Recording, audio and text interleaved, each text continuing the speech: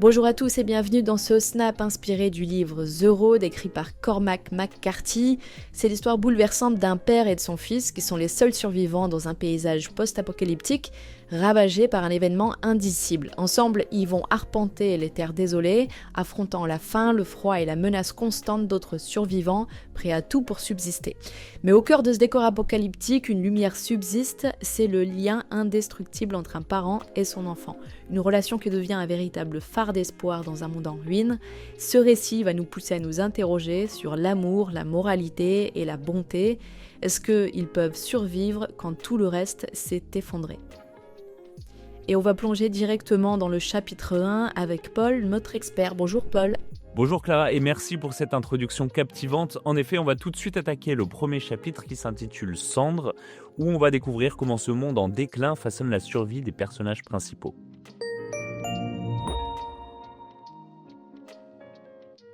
Et on commence tout de suite avec le chapitre 1 qui s'appelle donc Cendres. L'ambiance est posée dès le départ. Un père se réveille en pleine nuit, il tend la main vers son jeune fils. Le froid est mordant, l'air chargé de poussière. Et un événement cataclysmique jamais vraiment expliqué a réduit le monde en cendres. Exactement, le thème est posé et dès le début donc ils voyagent vers la côte parce que le père sait qu'ils ne survivront pas à un autre hiver glacial. Alors comment est-ce qu'ils s'organisent pour survivre dans un tel chaos ? Leur survie elle repose sur des gestes simples mais qui sont essentiels. Ils avancent avec un vieux caddie rempli de ce qu'ils ont pu sauver, donc des couvertures, un pistolet, quelques boîtes de conserve, donc pas grand-chose. Et à une station-service abandonnée, le père tente d'appeler son propre père, mais sans succès. Ce vide est lourd, presque plus pesant que le froid lui-même. Et le soir, abrité de la pluie, le garçon demande à son père s'ils vont mourir.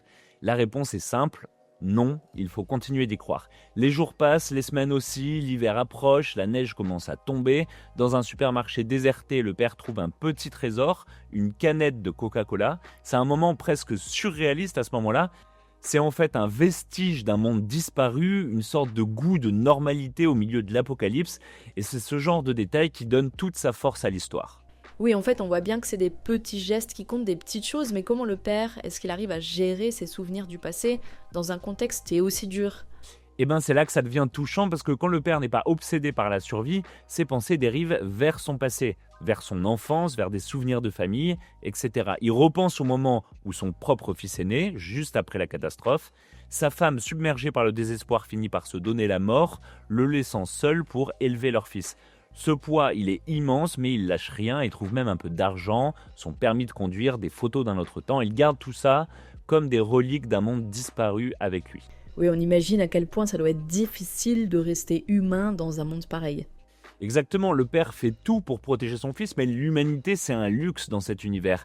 À un moment, il croise un homme qui est frappé par la foudre. Le garçon veut l'aider, mais le père refuse de l'aider, pas par cruauté, mais parce que la survie ne laisse pas de place aux sentiments.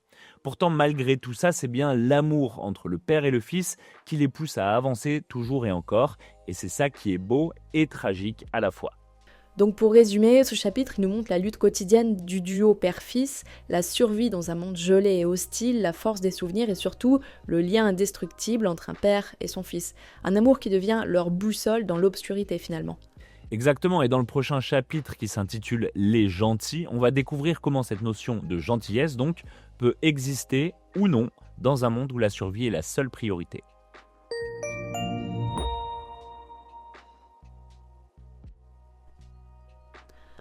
On enchaîne donc avec le chapitre 2 qui s'appelle Les gentils et le père et le fils poursuivent leur marche sur une route qui est toujours froide et sans fin et un matin ils tombent sur un groupe d'hommes armés près de leur camp. Qu'est-ce qu'il se passe Paul ?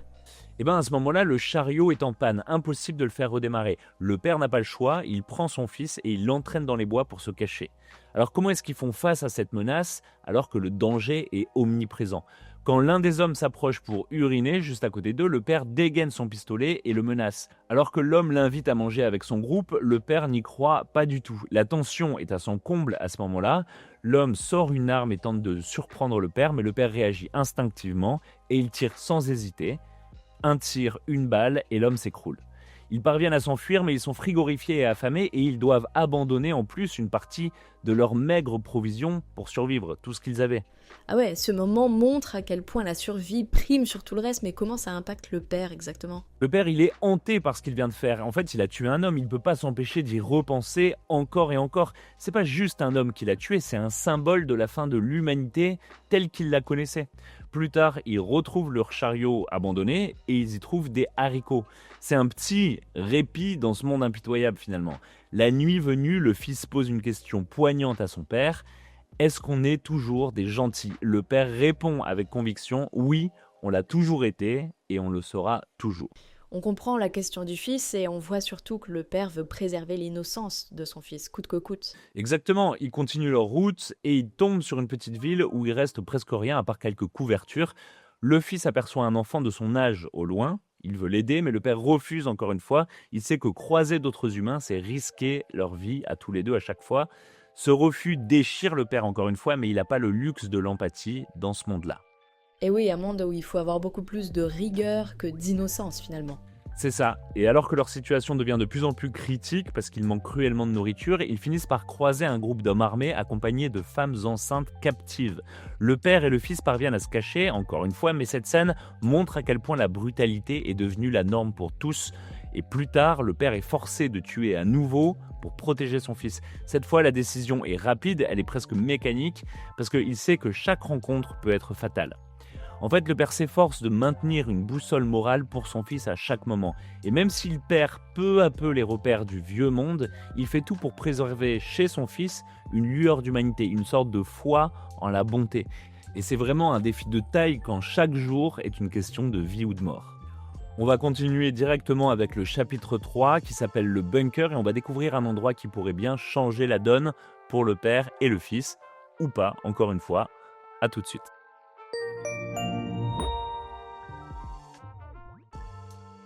On arrive donc au chapitre 3 qui s'appelle le bunker. Après 5 jours sans rien à manger, le père et le fils tombent sur une maison, elle est déjà occupée, mais le désespoir pousse le père à tenter sa chance. Il s'introduit discrètement et ce qu'il découvre est terrifiant. Qu'est-ce que nous écrit l'auteur à ce moment-là, Paul ? Oui, à ce moment-là, il découvre un sous-sol qui est rempli de corps nus, certains qui sont démembrés, d'autres encore vivants, qui supplient à l'aide. C'est l'horreur à l'état pur en fait, ils doivent fuir à toute vitesse avant que les propriétaires ne reviennent. Alors comment est-ce qu'ils gèrent ce choc ? Leur instinct de survie finit par prendre le dessus et ils trouvent refuge dans un champ où ils restent cachés toute la nuit. Quand le danger semble être passé, ils reprennent la route, mais la peur est omniprésente. À un moment, ils trouvent une autre maison abandonnée, cette fois un peu de chance, une citerne d'eau propre et quelques pommes desséchées juste à côté. C'est pas grand-chose, mais c'est un trésor dans ce monde dévasté. Mais c'est vraiment un très bref moment de répit parce que la pluie les surprend et trempe leurs vêtements jusqu'à l'os. Le père perd son briquet, ce qui complique encore plus leur situation, et il continue, transit froid, à marcher. Le fils est marqué par ce qu'il a vu dans la cave, évidemment. Il n'arrive pas à oublier ses visions d'horreur. Oui, on sent que l'enfant perd peu à peu son innocence avec le temps. Et c'est obligé, et c'est là que le père joue un rôle crucial. Il promet à son fils qu'ils ne deviendront jamais des cannibales. Et ça, c'est un pacte moral dans un monde qui a perdu toute boussole éthique. Pourtant, la faim devient insupportable. Ils fouillent des endroits qu'ils auraient évités auparavant, mais ils ne trouvent rien jusqu'à ce que le père remarque quelque chose d'étrange dans un jardin. Il creuse et découvre une trappe menant à un bunker souterrain. Ok, mais qu'est-ce qu'il trouve dans le bunker alors ? Un véritable miracle à ce moment-là. Le bunker est rempli de boîtes de conserve, de vêtements propres, d'eau potable. Le père laisse son fils choisir son premier vrai repas depuis super longtemps, donc des poires en conserve. Il passe plusieurs jours dans ce refuge à manger, à se laver, à récupérer des forces. Pour la première fois depuis longtemps, ils peuvent enfin respirer un peu. Donc c'est un vrai soulagement en fait. Mais le père, il parvient pas vraiment à se détendre. Parce que le fils veut remercier les anciens occupants, même s'ils sont probablement plus en vie, et ce geste montre qu'il garde encore une fois une part d'humanité malgré tout. Le père, quant à lui, est tiraillé. Ce bunker, c'est un refuge, mais c'est aussi un fardeau, parce qu'il sait qu'ils devront bientôt repartir du bunker, affronter à nouveau la réalité d'un monde sans espoir. En fait, ce confort, il est temporaire, et la route les attend à nouveau. Donc en fait, le père est très pragmatique, il est presque froid par rapport à cette situation, alors que le fils, lui, il essaye encore de s'accrocher à des valeurs humaines. C'est ça, en fait, le père aimerait bien tenter de préserver la mémoire de l'ancien monde, même si son fils ne la connaîtra jamais. Il essaye de garder son âme intacte pour lui et pour son fils, mais la réalité les rattrape à chaque fois. En fait, ce chapitre, il illustre un contraste fort entre un havre de paix au cœur d'un monde en ruine, mais aussi la fragilité de cette parenthèse. Le bunker, c'est un abri temporaire face à une menace permanente. C'est ça, et dans le prochain chapitre, qui s'appelle Ellie, on va découvrir une rencontre qui pourrait bien bouleverser leur équilibre très fragile.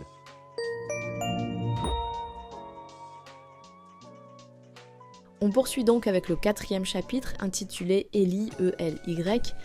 Alors que le père et le fils continuent leur route, ils croisent une silhouette courbée qui avance péniblement.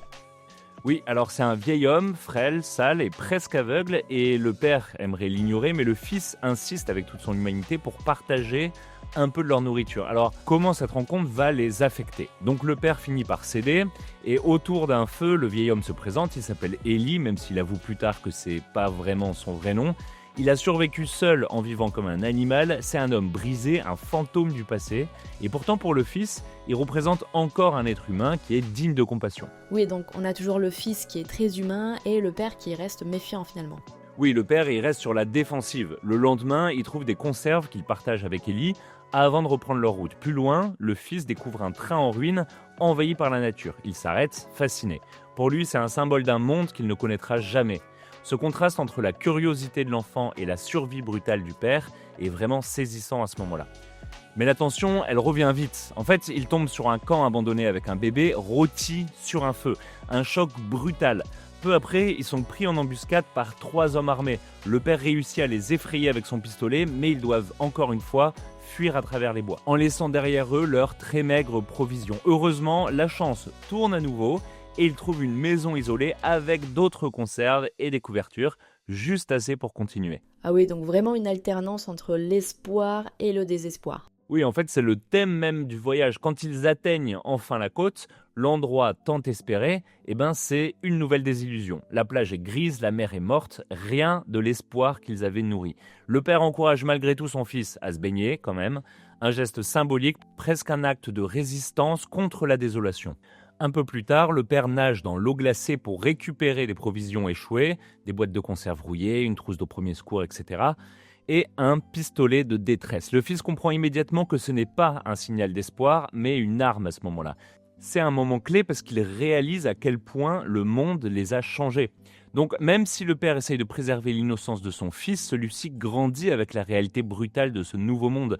Et c'est cet amour indéfectible entre eux qui les maintient en vie. Finalement, leur amour, c'est leur plus grande force. Donc dans ce chapitre, on a en fait la lutte entre l'innocence et la réalité, la fragilité de l'espoir dans un monde qui n'offre que des cendres. Mais on a aussi la beauté de l'humanité qui persiste à travers les gestes les plus simples. C'est très bien résumé, Clara, et dans le prochain et dernier chapitre qui s'appelle « Porter le feu », on va voir comment cette flamme d'espoir, qui est fragile mais puissante, peut continuer à briller même dans les ténèbres les plus profonds.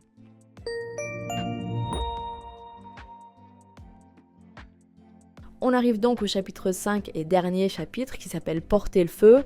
Le garçon se réveille un matin avec une fièvre terrible et le père doit s'occuper de lui en utilisant des médicaments périmés de leur trousse de secours.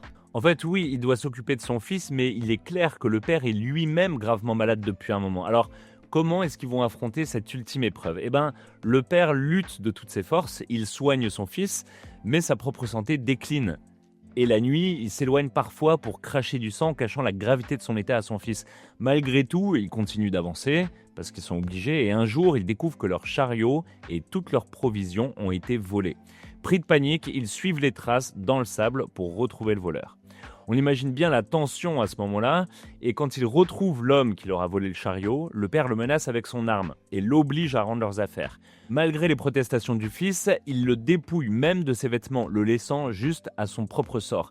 Mais ce geste le ronge finalement, écoutant son fils, il fait demi-tour pour lui laisser quelques affaires. Ce moment montre à quel point le fils est devenu finalement sa conscience morale.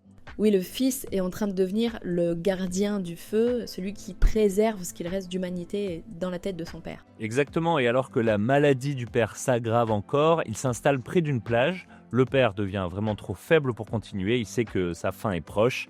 Il partage ses dernières vérités avec son fils, l'encourageant à porter le feu, porter la flamme de l'humanité. C'est une métaphore puissante pour désigner l'espoir, la bonté et la force intérieure. Il refuse de manger les dernières pêches en conserve, les réservant pour le lendemain, qu'il ne verra donc jamais.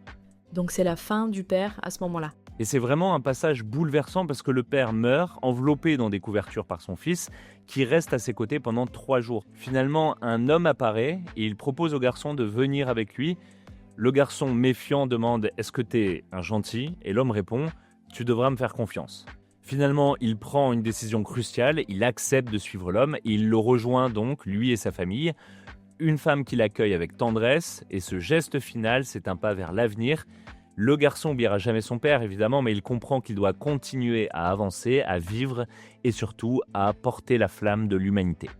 En fait, ce chapitre, c'est un hommage à l'amour inconditionnel entre un père et son fils, mais aussi à la transmission des valeurs essentielles. L'espoir, la bonté et même la résilience face à l'effondrement total de la civilisation. C'est ça, et maintenant on va conclure ce snap avec un dernier résumé de ce voyage poignant. Et voilà, on arrive à la fin de ce snap dédié à The Road de Cormac McCarthy. C'est un récit à la fois sombre et chargé d'espoir. On y suit un père et son jeune fils qui traversent un monde en ruine, marqué par une catastrophe inconnue. Leur lien, c'est un véritable phare dans ce décor de désolation. Le père joue un double rôle de protecteur et mentor, enseignant à son fils comment survivre dans un univers où le danger est littéralement partout. Et en route vers la côte, ils affrontent des survivants hostiles et des paysages dévastés, vestiges d'une civilisation qui est complètement effondrée. Leur objectif, c'est de trouver un refuge, une étincelle d'espoir, mais même la mer qu'ils espéraient salvatrice n'est qu'un miroir de cendres aussi grise et désolée que le reste du pays.